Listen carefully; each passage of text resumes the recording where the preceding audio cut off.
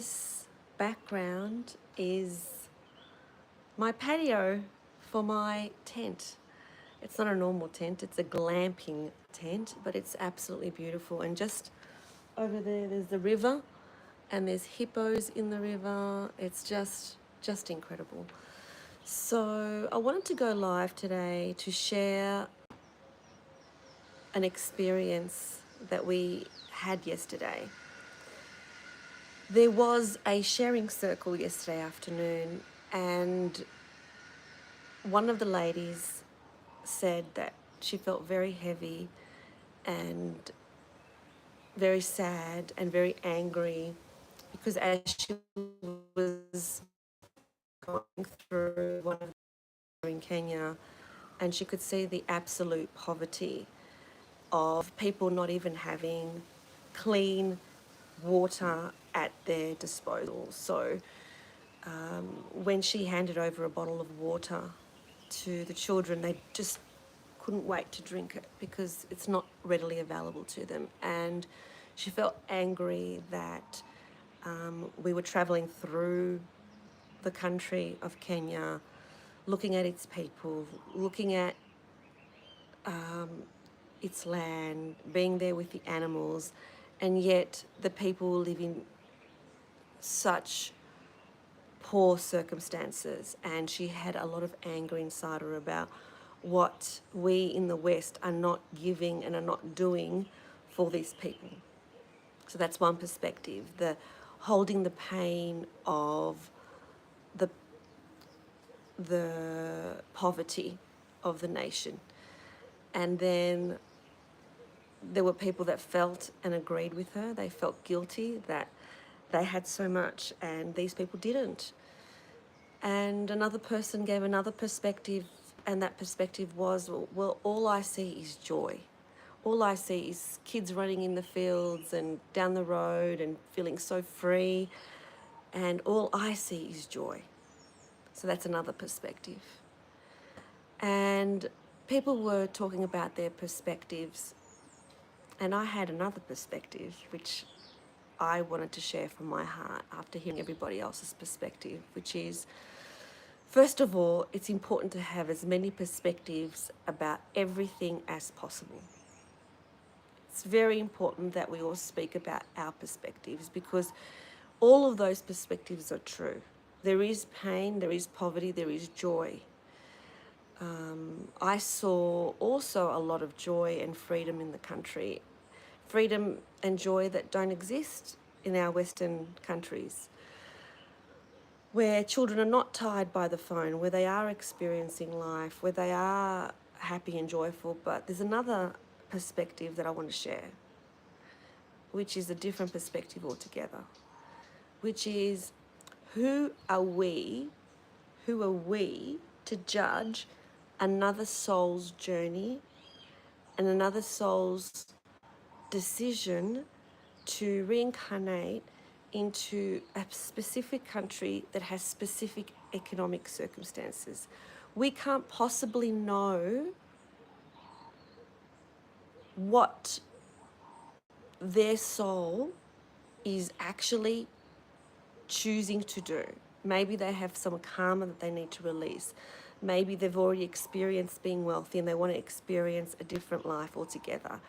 But we are judging other people's soul path based on our very limited understanding of what's really going on. Because there is no mistake about where we choose to reincarnate. There is no mistake about who our parents are. There is no mistake about the land that we choose to reincarnate on.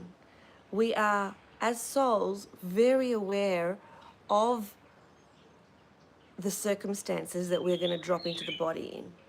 And we don't know as to why we have chosen this particular life. It reveals itself eventually, or it may not. Either way, there is a bigger plan working out here. And so when we judge and say that these people, they're living in poverty, I understand that you feel the pain of children not having clean water. It's really sad and it's human, and of course, your heart breaks when you see that. But then there's also the joy that the children are experiencing with the freedom in this country as well.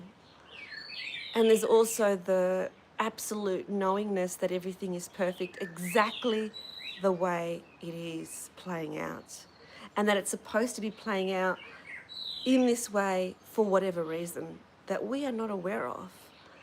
And so, is it possible to hold in our heart the belief that it's all perfect, and just because we see something that we think is not fair, that person may be experiencing more joy and more fulfillment and more love than somebody on the other side of the world who has all the wealth, financial wealth, they think they want. So can we hold both of those scenes together and know that it's all perfect? And that no matter where someone is located, no matter where they're placed, this is how humanity shows itself. So for example, a few years ago, I moved to a touristy town in South Australia called Glenelg, and every single day I would be walking past homeless people, something that I wasn't accustomed to doing back in Melbourne. This is because it was a tourist area and that's where the homeless congregated. And every single day, as I walked past, I would get tested on how much time am I going to spend with these people? How much money am I going to give these people? What's my limit? What's my threshold? Where's my compassion at? And so those people have a purpose to serve. And you may think, well, that's unfair that they're having a purpose to serve, but it's a two-way street. We're giving to them, they're giving to us. And I believe that these people that I pass every day, they're angels on earth that show us our humanity. And so we think that it's such a big deal for people to be in really bad economic circumstances, but we also need to remember that the higher perspective is that this lifetime is this big. It's just a tiny little chapter because we are eternal, and there are many lifetimes after this and many before. So the soul considers this lifetime to be this little, this big. And so we treat everything so seriously instead of seeing things as unraveling in a perfect way. So maybe the next time you look at somebody's circumstances, no matter what they are, instead of judging them to be bad or good, perhaps ask yourself, who am I to judge? Who am I to judge that soul's journey? And just see how that feels. If this message resonated with you, I'd love to hear more on the comments down below. Sending you so much love.